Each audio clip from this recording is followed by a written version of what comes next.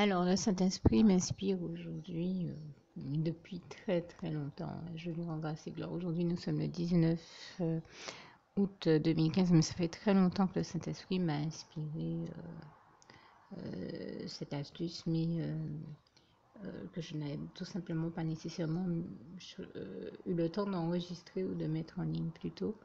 Vous êtes une entreprise où vous avez euh, pour des raisons ou d'autres, un stock d'invendus.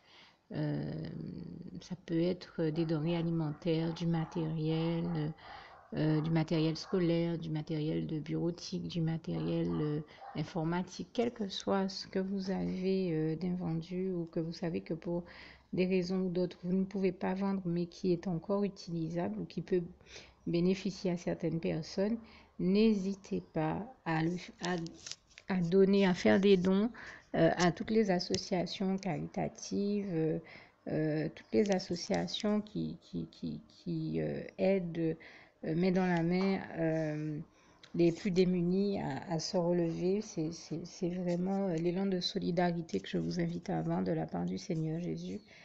Euh, Parce que nous savons que c'est sa volonté de bénir et de faire s'en sortir tous les plus démunis, de sauver le maximum de vies. Et donc, n'hésitez pas à donner tout ce que vous avez en trop ou que vous savez ne pas pouvoir vendre. Par exemple, on sait que pour ceux qui travaillent dans le secteur agroalimentaire, quand certains fruits, légumes ou autres ne sont pas conformes à certaines règles de calibrage, eh bien, systématiquement, on a le réflexe de détruire je ne sais pas, des tomates qui ne sont pas au bon calibre, des poireaux, certains fruits, des pommes, des poires, eh bien, au lieu de les mettre à la poubelle, de les jeter, et du pain aussi, je sais qu'on jette énormément de pain. Il m'est arrivé d'être en attente dans un supermarché et de voir qu'on allait jeter, je crois, plus de 300 kilos de pain. Mais vous vous rendez compte la quantité de personnes qui ont faim, qui sont au bord des routes et à Paris, au bord de la Seine, sans rien avoir à manger. On jette du pain, c'est tout bonnement inadmissible que ces choses-là se produisent encore de nos jours. Au lieu de jeter 300 kilos de pain, mais appelez les Restos du Cœur, appelez la fondation Emmaüs, appelez, je ne sais pas moi, toutes les associations caritatives. Appelez ici en Guadeloupe la Maison Saint-Vincent de Paul. Appelez partout où c'est possible, où vous savez que, je sais pas, ou appelez la DAS qui vous dirigera, enfin, je dis la DAS, vous savez que il y a une nouvelle appellation, un nouveau sigle, mais vous voyez à quelle administration cela correspond. Donc, appelez-les et demandez vers quelles associations, quelle structure caritative, vers quelle structure vous pouvez donc diriger, acheminer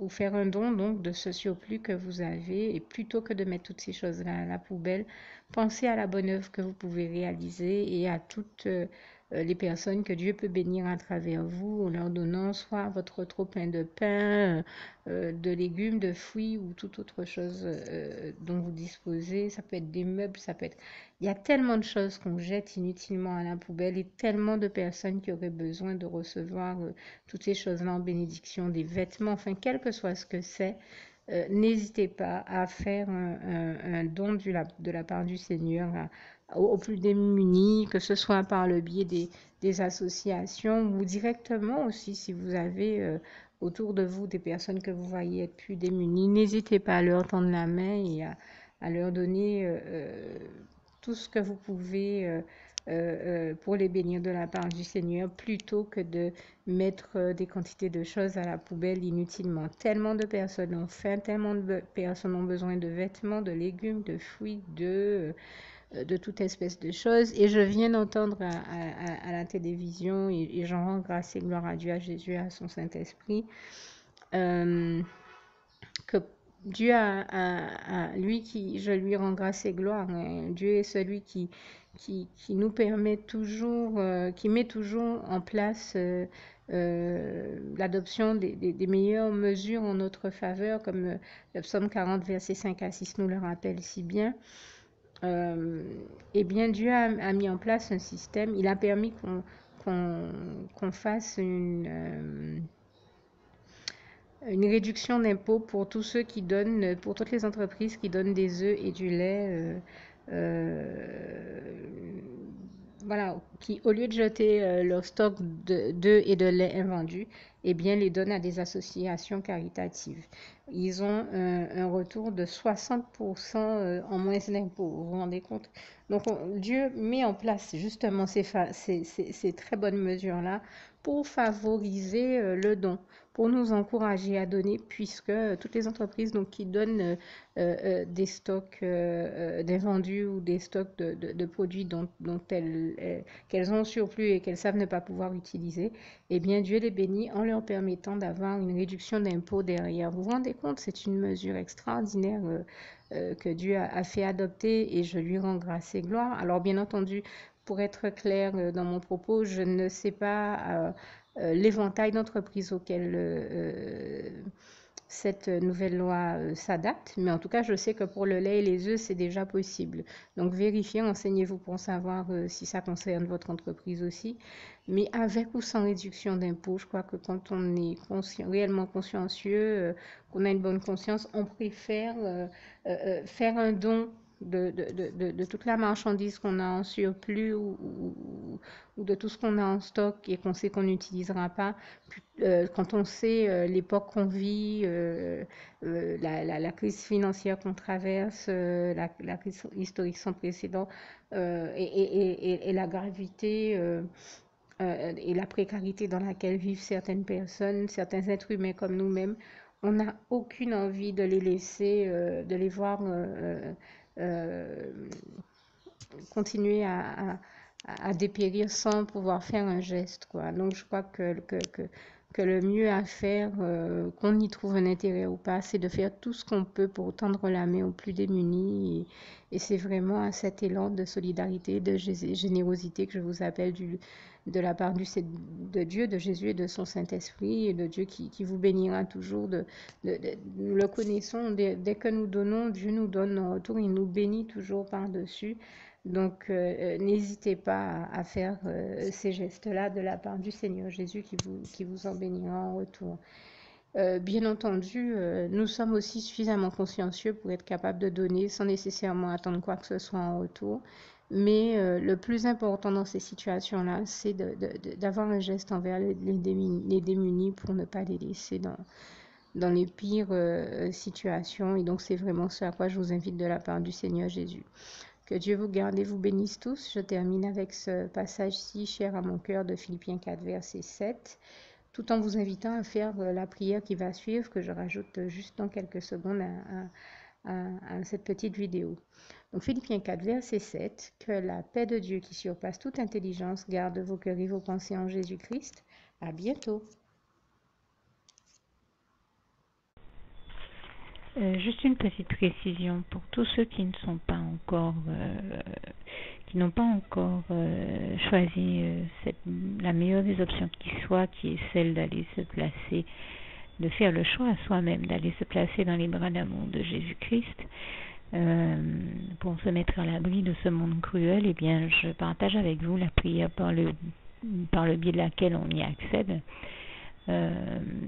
Et commence par vous rappeler également ce passage de Jean 14, verset 6, où il est écrit que Jésus-Christ est le chemin, la vérité et la vie. Nul ne vient au Père, Dieu, sans passer par le Fils Jésus-Christ, bien sûr. Je le dis à ma manière, vous regarderez comme il est actuellement écrit dans vos Bibles là encore.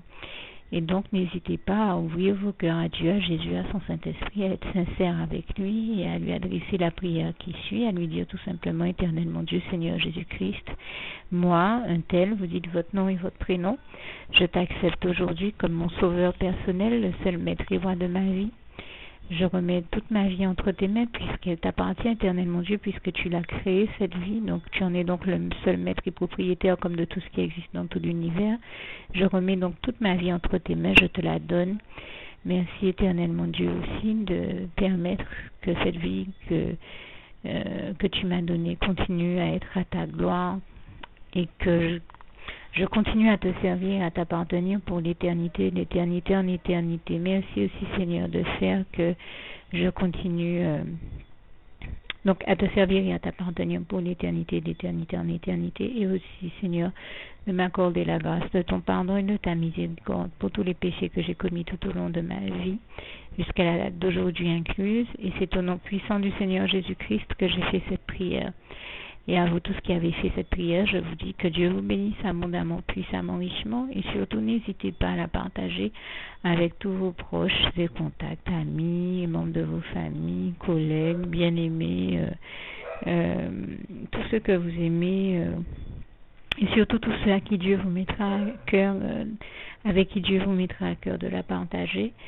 Et comme j'aime à le dire, si vous n'avez pas encore pris le temps de faire cette prière, comprenez bien que voilà, ça ne vous coûte rien de la faire, c'est gratuit, c'est indolore, et que voilà, vous n'êtes pas obligé de me croire, mais moi il m'est arrivé tout comme vous de devoir faire cette prière un jour dans ma vie, et quand on m'a proposé de la faire, je me suis dit, et si c'était vrai, et si c'était vraiment Dieu qui, par ce biais-là, m'appelait à lui et me demandait de lui donner ma vie, de l'accepter, c'était Jésus qui était en train de vraiment me tendre la main et qui était en train de me demander de l'accepter comme mon sauveur personnel, je ne pourrais pas passer à côté de l'occasion de lui dire oui, parce qu'il faut aussi que je reste ouvert ou ouverte à ce que Dieu peut avoir à me dire.